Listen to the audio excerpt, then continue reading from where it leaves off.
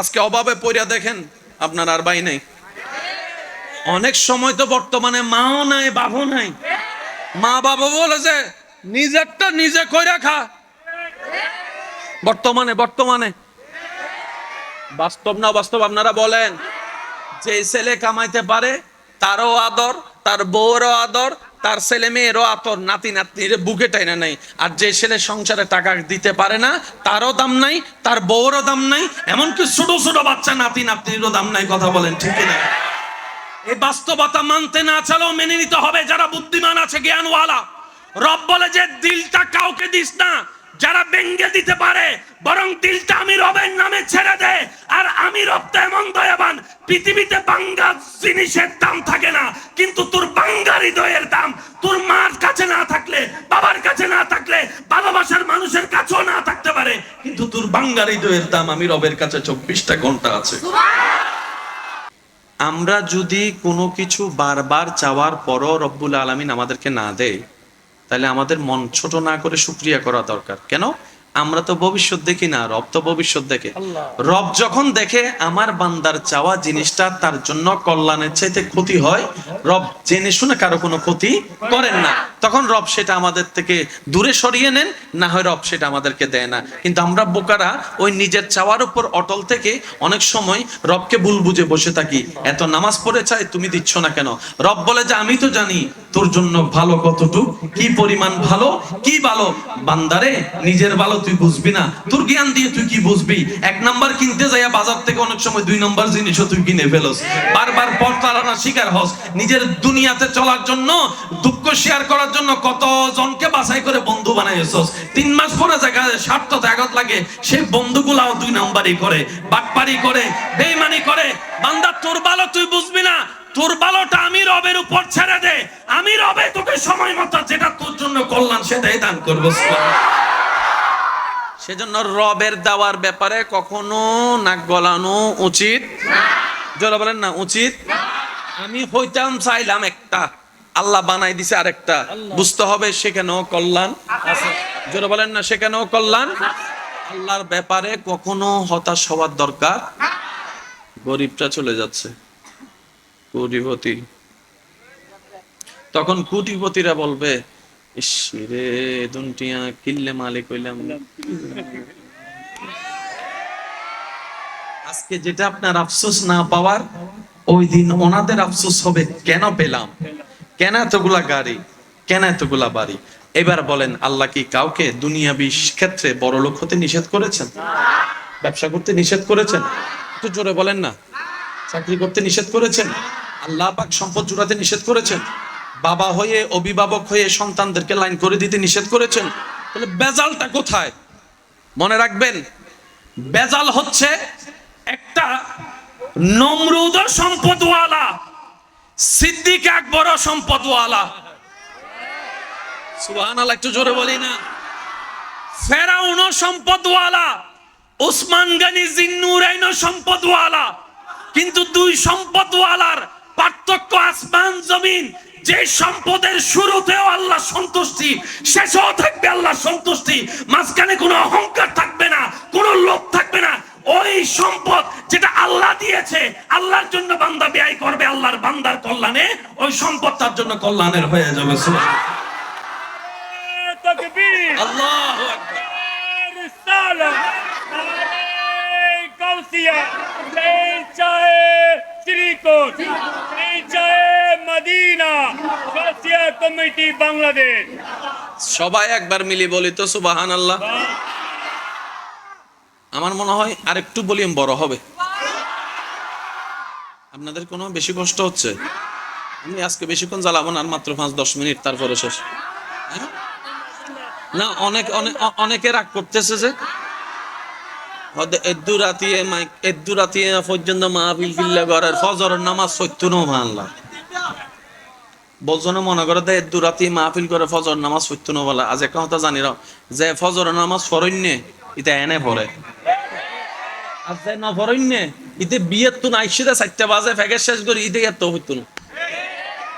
আমি বুঝেন না ভারি ভালো লাগে জিবে ফরণ্যে ইবে গুমত্ত নুড়ি ফরিব, আর জীবন অফারিন নে ইদের ঠেলিল ইতারা যদি ফজর নামাজ হইতে হইতে কি হওয়া আজি কি শুক্রবার ঈদ না জোহর নামাজ জুমার নামাজ না হইতে যাইতেন দুই রেখা ঠিক না বেটি খাওয়ানা বাজ। সেজন্য বলি আমরা সবাই নিজ নিজ জায়গায় রবের দরবারের বড় বড় পাপের আসামি। আমরা যেন অন্যের দোষ খুঁজে অন্যের দোষ ধরে নিজের সময়গুলোকে আর নষ্ট না করি। আমরা বুদ্ধিমানের কাজ হবে নিজের করা ভুলগুলার জন্য রবের কাছে ওই অন্যের দোষ ধরার সময়টার মধ্যে আমরা যেন তওবা করে করে আল্লাহর কাছে ক্ষমা চাইতে থাকি। এটা আমাদের জন্য লাভের হবে। ইস্তেগফার এমন একটা অলৌকিক নিয়ামত, কিভাবে বুঝাই আপনাদেরকে। ইস্তেগফার তওবা এমন একটা জিনিস, বান্দা যত রবের কাছে সারেন্ডার করতে থাকে রব তত খুশি হয়ে তার গুনার পাল্লাকে মিটাইতে থাকে, গুনার পাহাড়কে মিটাইতে থাকে, পক্ষান্তরে তার সোয়াবের পাল্লাকে বাড়াইতে থাকে, পক্ষান্তরে তার জীবনের আশা বাঁধাগুলাকে আল্লাহ পাক সরাতে থাকে। সুবহানাল্লাহ। শুধু তাই নয়, তার বিনা মৌসুমে আল্লাহ তাকে বৃষ্টি দিয়ে রহমত দিবেন, এমন এমন জায়গা থেকে রিজিক এনে দিবেন বান্দা কল্পনায় পড়ে যাবে আমি তো আশাই করিনি এখান থেকে পাবো, পেলাম তো পেলাম কিভাবে। রব বলে যে ওই যে কিছুদিন আগে ইস্তিগফার তওবা করেছিলে, আমার বড্ড পছন্দ হয়েছে তোর তওবা করাটা, তাই আমি আল্লাহ তোর তাকদীরে এই নিয়ামতের ব্যবস্থা করে দিয়েছি। সুবহানাল্লাহ। সূরা নূর মধ্যে যদি একটু দেখা যায় প্রত্যেকটা শব্দ আপনাকে অবাক অবাক করে দিবে। ফাকুল তুস্তাগফিরু থেকে শুরু করলে আপনি দেখতে পাবেন আল্লাহ পাক বলে তওবা করতে থাকো, নিয়ামত নিতে থাকো, তওবা করতে থাকো, ক্ষমা নিতে থাকো। সুবহানাল্লাহ বলেন না? তওবা নিতে থাকো, আসমানের বৃষ্টি নিতে থাকো, তওবা করতে থাকো, সম্পদ বাড়াতে থাকো, তওবা করতে থাকো, নিয়ামত নিতে থাকো, তওবা করতে থাকো, রিজিক বাড়াইতে থাকো। বান্দা তুমি তওবা করতে থাকো, আমি রবের প্রিয় হতে থাকো, হতে থাকো। আল্লাহু আকবার।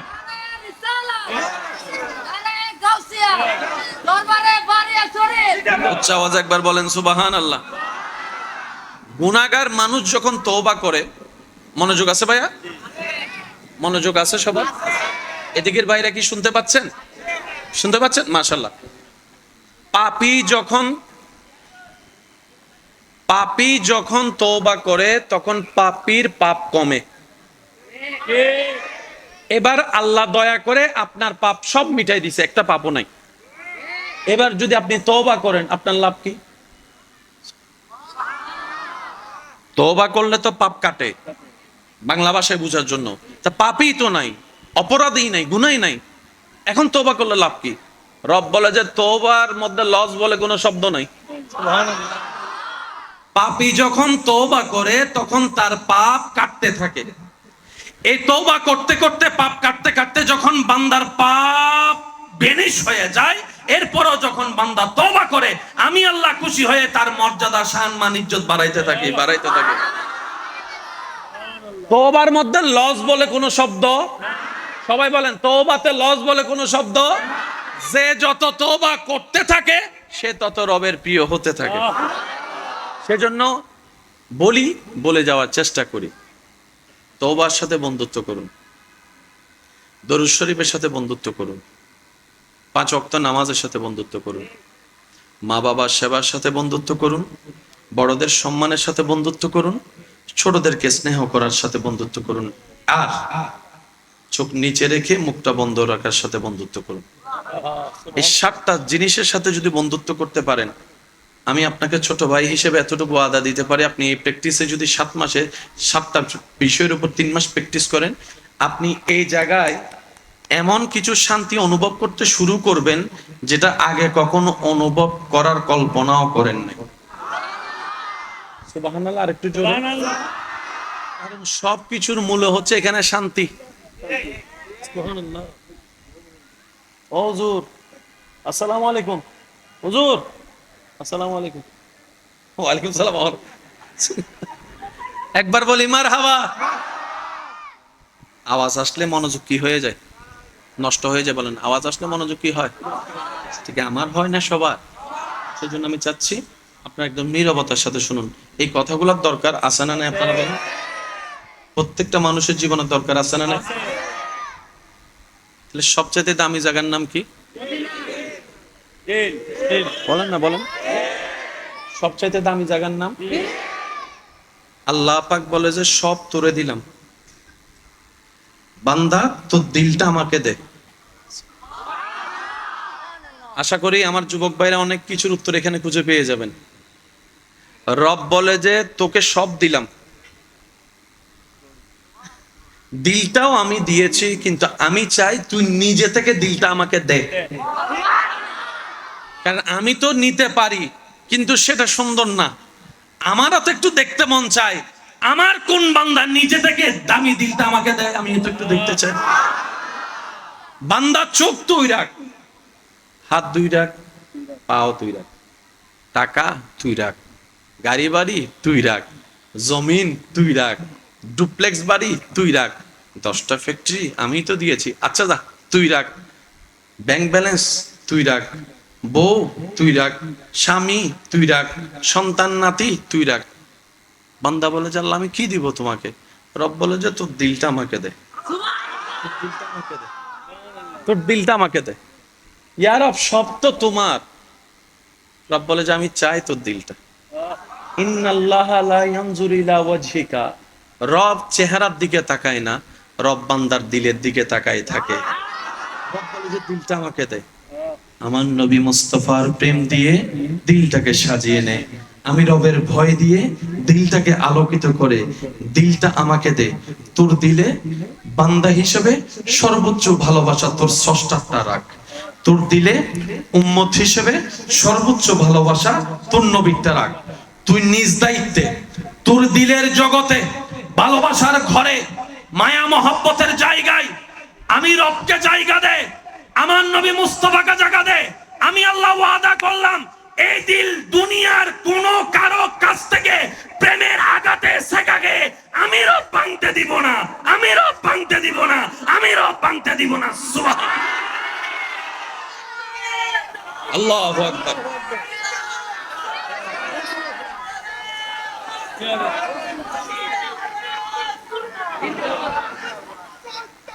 উচ্চ আওয়াজে বলেন সুবহানাল্লাহ। অনেকে দিল ভেঙ্গে পাগল হয়ে ভাবনাগারতে আই বোম মারি দিন দা বাজিবে ছোট হইলে আরো জোর রহম পড়বে, ঠিক না? অনেকে দিল ভেঙ্গে কি হয়েছে দেখেন, ভিডিওতে দেখেন, শত শত আমার ভাইয়েরা সেখানে কমেন্টস করে আহারে মেয়েরা কত দুকাবাস। দেখেন কমেন্টস দেখেন, মেয়েদেরকে বিশ্বাস করি না। এটা ফজল মিদা আবার গার্লস স্কুলের সামনে দিয়ে দেখি বল হয় বাংলা, আরো জোরে, আরো জোরে। বাংছে কি আউট হইছে কি? মাথা আউট হয় না, ব্রেন। বাংছে কি আউট হইছে কি? এবার সার স্কুলের জ্ঞান এখান থেকে, কলেজের জ্ঞান, ব্যবসার জ্ঞান, চাকরির জ্ঞান। এবার মাকে চিনে, বাবাকে চিনে, ভালো চিনে, খারাপ চিনে, পাগল হয়ে সহ্য করতে না পেরে এলাকার মানুষ পরিবার সবাই বাধ্য হয়ে মা বাবা বুকের উপর পাথর চেপে নিজের বুকে সন্তানকে পাবনাগারতে পাঠাই দিতে বাধ্য হয়েছে, কারণ একজনের কারণে 10 জনের অশান্তি হচ্ছে। এবার তারা যাই জিজ্ঞেস করেন এক্সকিউজ মি প্রবলেম কি? কই দিল ভাঙছে। কি কেন? কই হেতে আমারে সেকা দিছে। তো সেকা দিছে তোমার সমস্যা কি? কই তারে আমি সবাইকে বের করে আমার দিলে তাকে রেখেছিলাম, মাকে বের করে দিলে তাকে রেখেছিলাম, বাবাকে বের করে দিলে তাকে রেখেছিলাম, চাকরিকে ফেলে দিলে তাকে রেখেছিলাম। সেই যখন দিল ভাঙছে আমার তো আর কিছু নাই। রব বলে যে এটাই তো তোদেরকে শিখাতে যাচ্ছি, বান্দা বেঈমানি করতে পারে, চকুলটাই তো আপনরা 2 সেকেন্ড দেরি করতে পারে না, দেরি করে না। দিতে পারলে ভালো, দিতে না পারলে তোর মতো খারাপ এই মানুষই বলবে, আর কেউ নাই। কথা বলেন ঠিক কিনা? রব বলে যে আল্লাহু আকবার।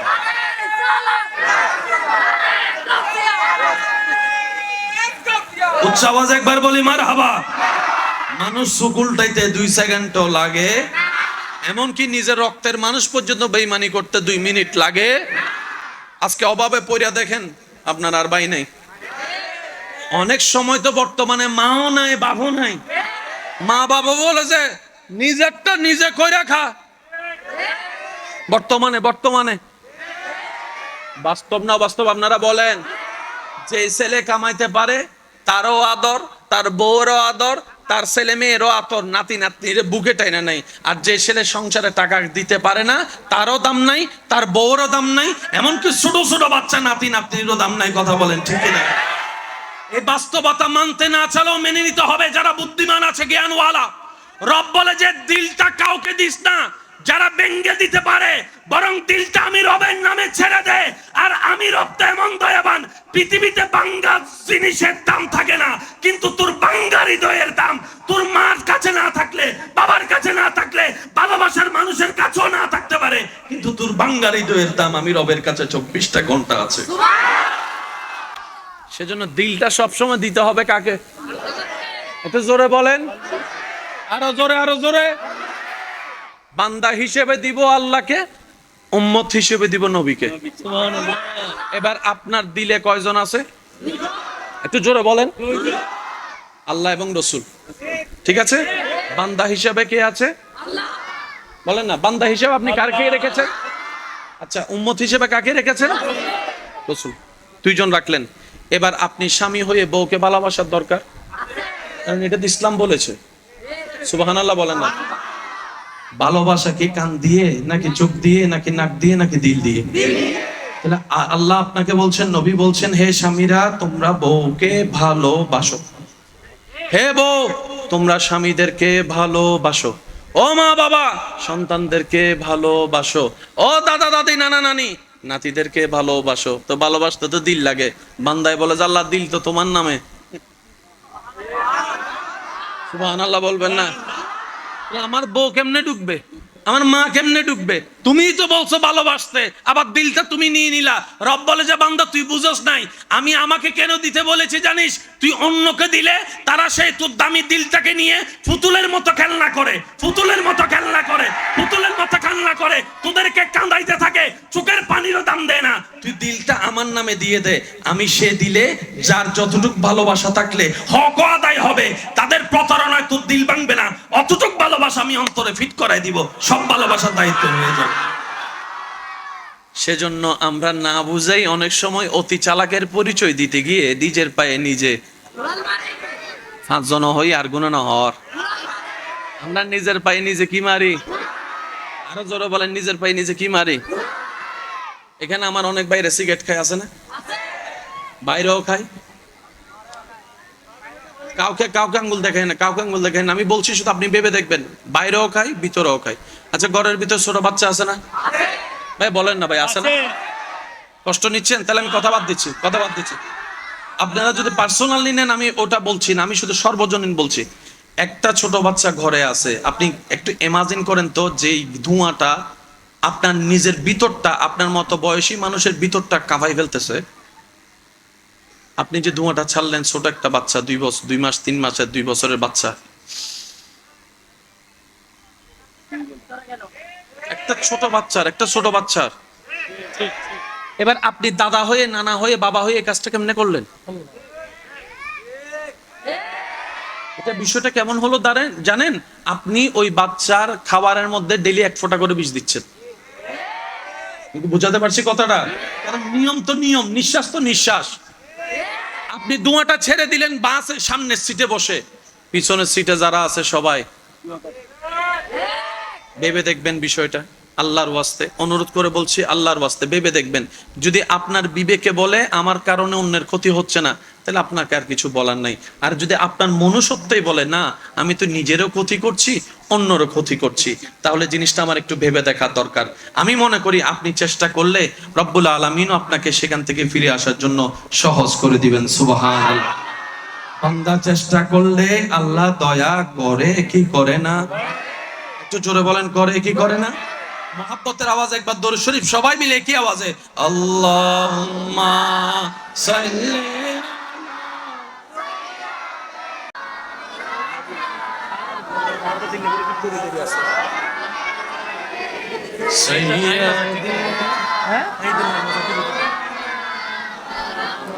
আরেকটু জোরে জোরে, আল্লাহুম্মা সাল্লি আলা।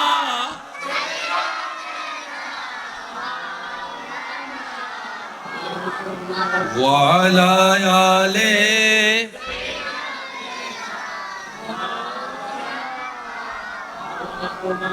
উচ্চ আওয়াজে একবার বলেন মারহাবা। আমাদের পরিবর্তন হওয়ার দরকার আছে না নাই? আমরা যারা নিজের ভালো চাই, আমরা যেন সুন্নত মোতাবেক জীবন সাজানোর সর্বোচ্চ চেষ্টা করি, বলি ইনশাআল্লাহ। আলোচনা একদম শেষের দিকে, একটু মনোযোগ দিবেন। মনোযোগ আছে ইনশাআল্লাহ? তাহলে আজকে থেকে এই গড়টা কার? আল্লাহ এবং রসুলের। বলেন এই গড়টা কার? একদিনে কি আনা যাবে? আনতে দিবে না কে? ইতা হাত দে মাইলে ভিড়ের এইটা মনে মনে আর গাল দে হদ তুই আর আয়ের ওয়াইজ করিবে জায়গা নবজন ইঙ্গা হদ দে। স্বাভাবিক, কেউ যদি নামাজ পড়তে ডাকে শয়তানে তারা 14 গোষ্ঠী উড়ে ফেলায়।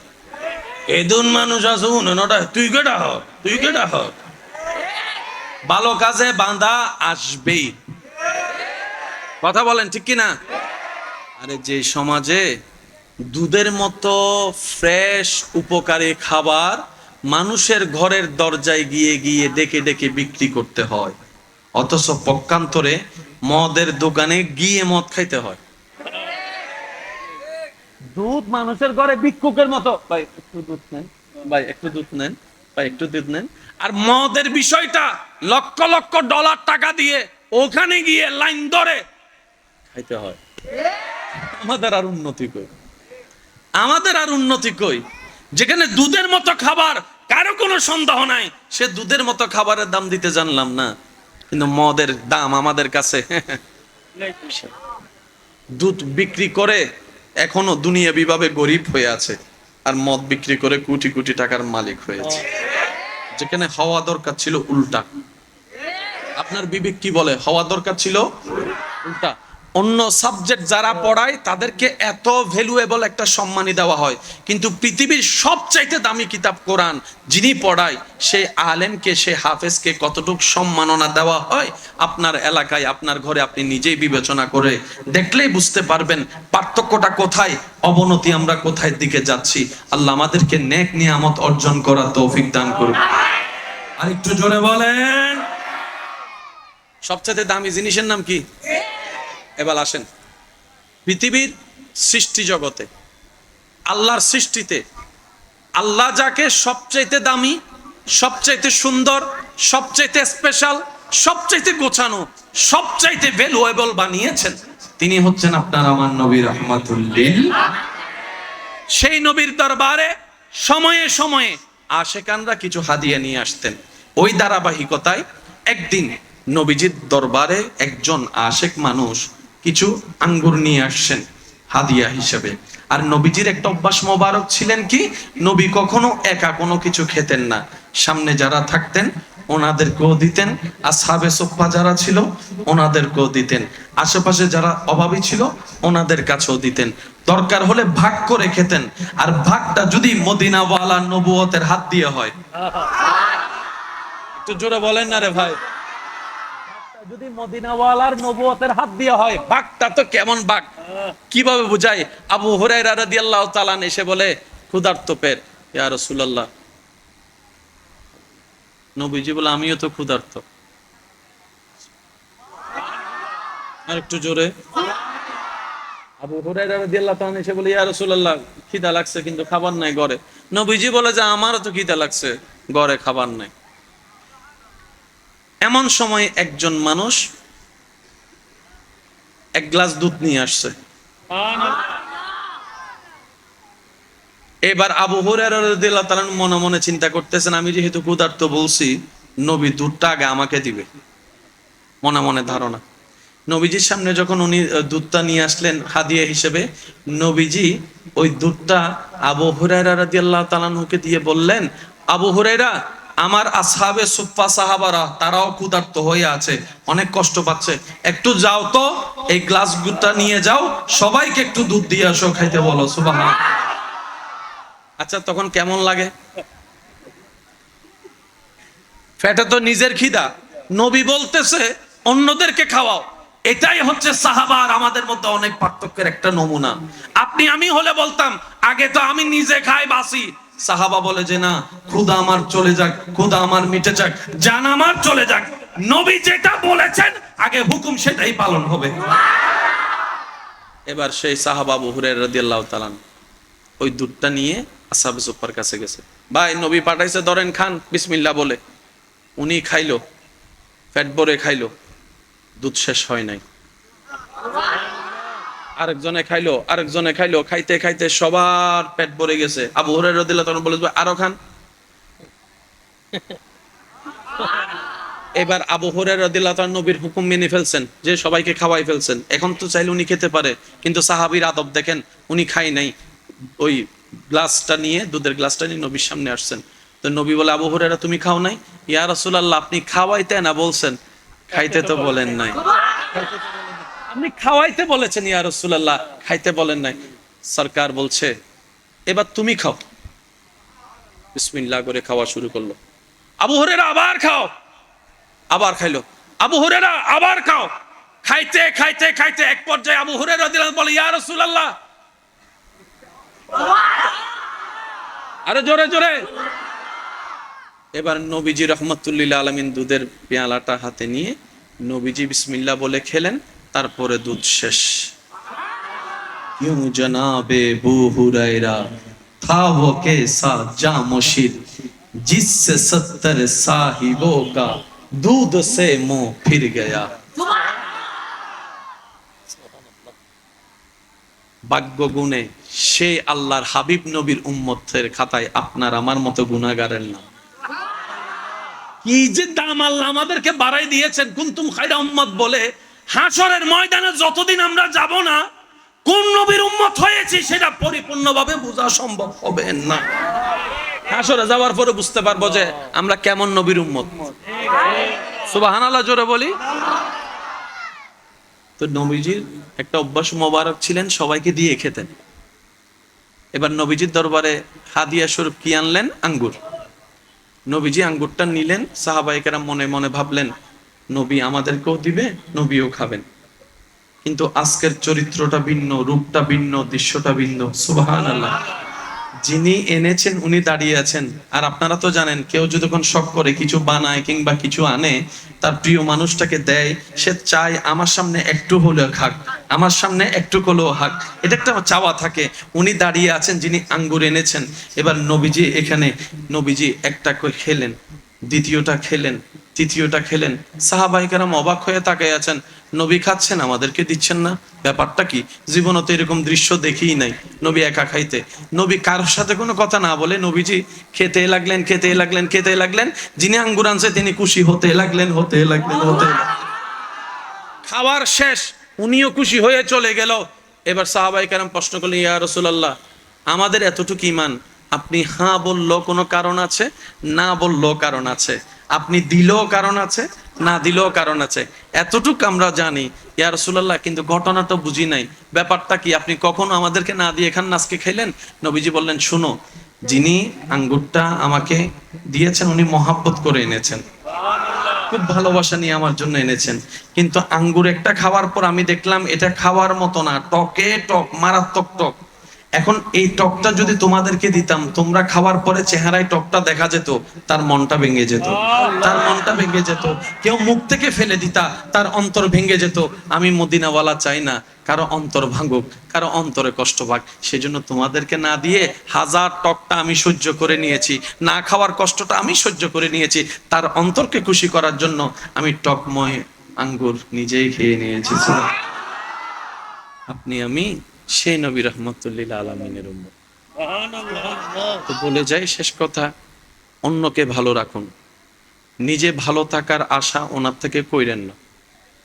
আপনি আপনার রবের বান্দাকে ভালো রাখুন, নবীর উম্মতকে ভালো রাখুন, কোনো প্রকার থ্যাংক ইউ পাওয়ার আশা ছাড়া।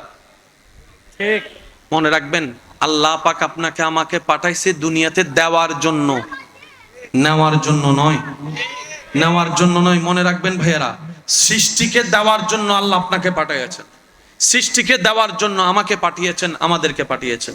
তো নেওয়ার ভাগটা কোথায়? রব বলে যে তোর যা দরকার আমার থেকে নিস, আমার বান্দা থেকে নিস না। আমি রব তোকে দিতে থাকবো, তুই আমার সৃষ্টিকে দিতে থাকিস। সেজন্য আশা রাখবেন সবসময় কার কাছে? একটু সবাই মিলে বলি, কার কাছে? দুনিয়ার কাছে আমাদের কোনো চাওয়া আশা, স্ত্রীর অন্তরে স্বামীর কাছে কোনো চাওয়া আশা, স্বামীর অন্তরে স্ত্রীদের থেকে কোনো চাওয়া আশা।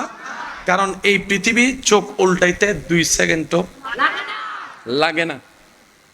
মা বাবার মুখে সুনকালি দিয়ে বিয়ে করছে যে এমন অনেক ছেলে মেয়ে আজকে একজন আরেকজনকে দেখতে চায় না, দেখতে পারতেছে না। ভালো লাগা শেষ বলুন, ভালো লাগা যে ভালো লাগার ভিত্তিটা আল্লাহর সন্তুষ্টির উপর হবে, এটা মনে রাখবেন আমার ভাইয়েরা। যে ভালো লাগা ভালোবাসার ভিত্তিটা আল্লাহর সন্তুষ্টির উপর হবে, এটা কিয়ামত পর্যন্ত শেষ হবে মাথায় রাখবেন। সেজন্য ভিত্তিটা আল্লাহর সন্তুষ্টির উপর রাখবেন। আল্লাহ আমাদের সবাইকে আমল করার তৌফিক দান করুন।